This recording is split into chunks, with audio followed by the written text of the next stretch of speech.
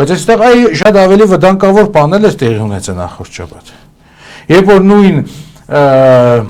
հայկական զորքերի ուղեկցությամբ ադրբեջանցիներն էին մտել մեր տարածք, մասնավորապես Սոտկի հանգավայր։ Այ Սոտկի հանգավայրը Հայաստանի Հանրապետության գոյության ընթացքում, երրորդ հանրապետության գոյության ընթացքում ամենակարևոր դերակատարություններ ունեցող կազմակերպություններից մեկն էր։ Այո։ Նախ այդ հերավոր ու ոչ բարենպաստ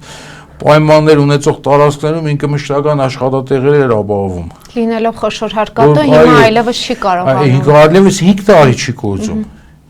Եվ այստեղ որևէ մեկը չի կարող բացատրել, թե ինչի են եկել։ Ուղղակի մեր ունեցած տեղեկությունները վեգեն են, որպեսզի հանքին կարևորագույն հատվածները, որոնցից կախված է հանքի շահագործումը, որպեսզի այդ դելիմիտացիայի, դեմարկացիայի արդյունքում վերցնեն իրենց։ Այսինքն վերջնականապես կտրեն սնուցումը։ Եվ տեսեք, այս իրավիճակը շատ նման է նաև Արցախը հանձնելու իրավիճակին։ Այ 2020 թվականին, երբ որ թեկուզիմ ընկերների մեջ շատ իրատես մարդիկ կային, ովքեր ասում են, որ սա վերջն է, նոյեմբերի 9-ը վերջն է եւ Արցախը կորցնում ենք, ես դեռևս լավատեսորեն հույսեր էի ուզում փայփայել։ Բայց այն ժամանակ ինչ արեցին, զրկեցին իրենք այդ պատերազմից հետո Արցախը զրկեցին ջրային ռեսուրսներից, զրկեցին ճանապարհներից, քարվաճառը տվեցին, թողեցին միայն Լաչինի ինչ որ միջանցք, որն է շատ արագ 2 տարի հետո արդեն ճանապարհը փոխեցին, որովհետեւ ռուս խաղաղապահները այսպես ճանապարհից դուրս մնային,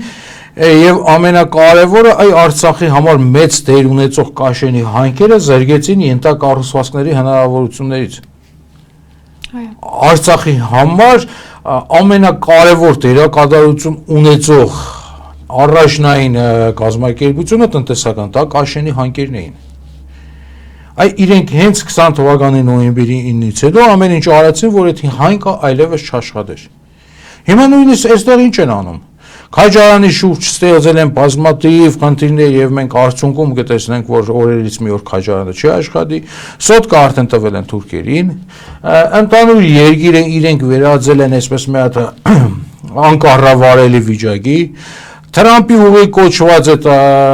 աֆերայով իրենք ամբողջովին Հայաստանը կզրկեն Իրանի հետ սահմանից,